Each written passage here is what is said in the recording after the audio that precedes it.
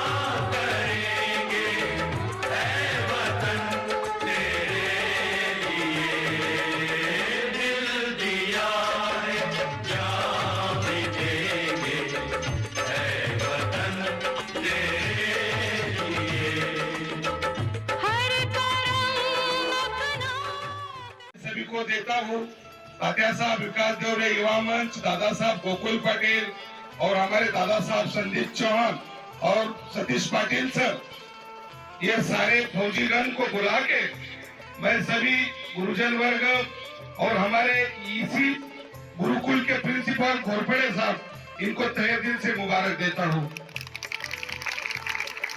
आपको पता होना चाहिए सैनिकों को बुला के जो ध्वजा, क्योंकि आपको पता होना चाहिए जय जवान जय किसान, जय जवान जय किसान ये भारत की आस्था थी और रहेगी।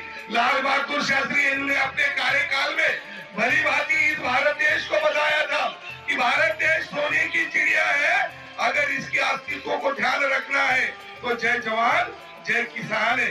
किसान का बच्चा मीन्स फार्मर, इसका बच्चा बॉर्डर पे लड़ रहा है, बाप इस काली मिट्टी से खेल रहा है। अपना किसान जो बोएगा उगाएगा तो भारत का प्राइम मिनिस्टर तक खाएगा, और मेरे देश का जवान जब सरहद पे खड़ा होके प्रहरी बन के जब इस देश की सेवा करेगा तब अपने घर में हम चैन की नींद सो सकते। इसलिए खाते समय मेरे किसान को याद करोगा तो सोते समय मेरे जवान को याद करोगे। तो भारत के बारे में बताने के लिए मैं इतना कहना चाहूंगा कि भारत कोई भूमि का टुकड़ा नहीं है, भारत कोई भूमि का टुकड़ा नहीं है, ये जीता जागता राष्ट्र पुरुष है, ये वंदन की धरती है, अभिनंदन की धरती है, ये अर्पण की भूमि है, ये तर्पण की भूमि है। यहाँ की नदी नदी गंगा है, यहाँ का कंकड़ कंकड़ शंकर है। हम जिएंगे भी तो इस भारत के लिए, मरेंगे भी तो इस भारत के लिए।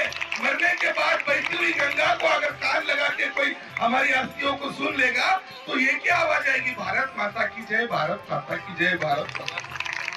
तो बाकी हमने यहाँ का जो प्रोग्रेस और यहाँ के बच्चों का जो स्टैंडर्ड देखा तो हमें लगता हम कहीं अमेरिका में तो नहीं चले गए।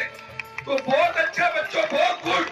और मैं कहता हूँ एक देश का सैनिक, मैं पता कहीं किसी मोड़ में आपको मिलूं तब आप किसी जिले के जिला अधिकारी IAS रहोगे, आत्मविश्वास से बताता हूँ बच्चों और तुम्हें प्रेरणा देता हूँ। IAS IPS आप बन सकते हो। क्यों 1500 वैकेंसी में 1100 वैकेंसी बिहार की, वो क्या काजू बादाम नहीं खाते, अपनी तरह ही अन्न पसंद करते, खाना खाते। तो वो बच्चों को लगन, मेहनत और उनका संघर्ष सबसे बड़ा है। तो संघर्ष से बढ़कर कोई कोई मंजिल नहीं है। तो आपके संघर्ष को देख के तो लगता है 40 गांव में आने वाले कई 10-15 सालों में हमें 40 गांव के बहुत बड़े क्लास 1 अधिकारी देखने को मिलेंगे, क्योंकि पोद्दार इंटरनेशनल स्कूल से हमारा सब फौजी मंच ये उम्मीद रखता है, क्योंकि आपका स्टैंडर्ड देख के हमें लग रहा है कि स्कूल का स्टैंडर्ड बहुत अव्वल दर्जे का है। इसको मेंटेन बनाए रखना सबसे आपकी जिम्मेवारी होती है। और सब गुरुजन वर्ग, हमारे धनंजय सर और हमारे बोलते देवकर सर, इनकी बिल्कुल रिक्वेस्ट और आदेश था, इस आदेश का पालन करके हमें जो मान सम्मान घोरपड़े सर और सब स्टॉफ ने दिया कभी हम नहीं भूल पाएंगे।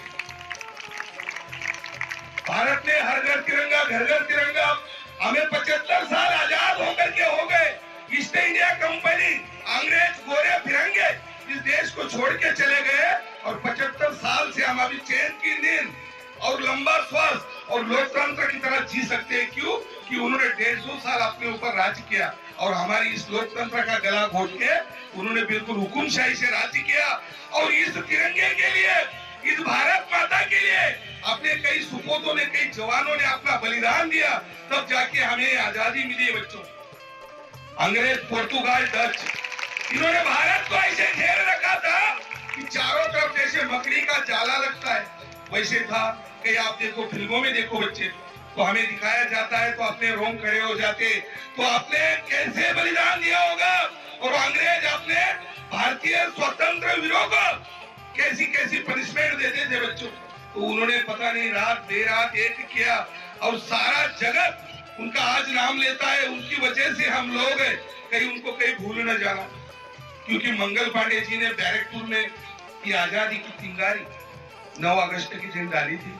उनकी ये शुभ सपना था कि मेरा भारत आजाद होगा, और आजाद भारत के हम 75वें साल के सब ऐतिहासिक क्षण बन के इसका हिस्सा बनने जा रहे हैं।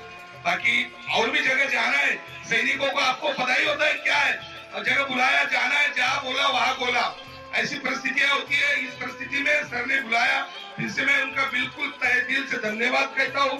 सारे स्टाफ का भी धन्यवाद कहता हूँ।